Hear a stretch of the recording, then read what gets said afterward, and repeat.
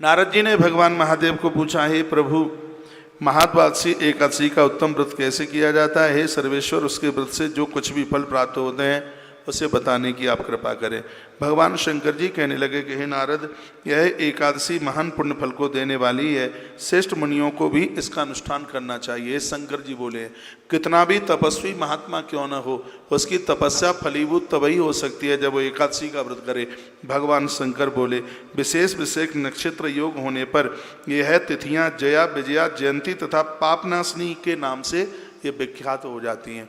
कुछ ऐसे मुहूर्त हैं जहाँ तिथियों को जया और विजया और जयंती और पापनाशिनी, उसको ये रूप दिया गया है। और इस योग में आकर के एकादशी पड़ जाती है तो वह एकादशी 100 जन्मों के पापों को जला करके राख कर देती है। ऐसा ही भगवान महादेव बोले, सभी पापों का वह एकादशी नाश कर देती है। इनका व्रत अवश्य, इस एकादशी का व्रत जरूर करना चाहिए। हे नारद, महीने में 2 एकादशी पड़ती हैं, एक है कृष्ण पक्ष की, एक है शुक्ल पक्ष की। और व्रती को उस एकादशी का फल तभी प्राप्त होता है जब वह दोनों महीने की दोनों एकादशियों को करे। भगवान शंकर बोले, बहुत लोगों को जानकारी नहीं होती है, शुक्ल पक्ष की एकादशी कर लेते हैं, लेकिन भगवान महादेव ने कहा है कि महीने में पड़ने वाली दोनों ही एकादशी का व्रत होना चाहिए। जब शुक्ल पक्ष की एकादशी कभी पुनर्वसु नक्षत्र उस दिन पड़ जाए, ये वही पुनर्वसु है जिस नक्षत्र में राम जी का जन्म हुआ।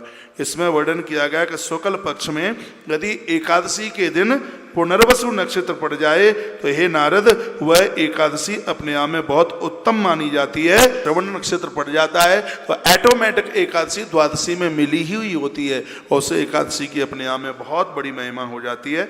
इसमें किया हुआ दान, एकादशी के दिन हे नारद किया गया दान और ब्राह्मण भोजन, देखो इसमें कितनी बड़ी बात कही है। ये मेरे पास में ग्रंथ है, इसमें लिखा है, भगवान शंकर कहते हैं कि यदि एकादशी के दिन यदि दान कर दिया जावे और द्वादशी के दिन ब्राह्मण को भोजन करा दिया जावे तो उस एकादशी का फल हे नारद सीधा 1000 गुना बढ़ जाता है, ऐसा भगवान शंकर कहते हैं। इस बात को एक बार फिर सुन लीजिए। इसमें वर्णन है कि एकादशी का जो व्रत कर रहा है, यदि एकादशी के दिन किया उसने दान, द्वादशी के दिन जमाया भोजन ब्राह्मण को, तो उसे एकादशी का फल सहस्र गुना यानी 1000 गुना बढ़ जाता है। होम और उपवास तो सहस्र गुने से भी अधिक। इसमें वर्णन किया गया कि यदि द्वादशी को हवन और कर लिया जाए तो 1000 गुने का 1000 गुना, और यानी 1000 में 1000 का गुणा करना कितना होगा, एक बार देखो मोबाइल में कितना होगा।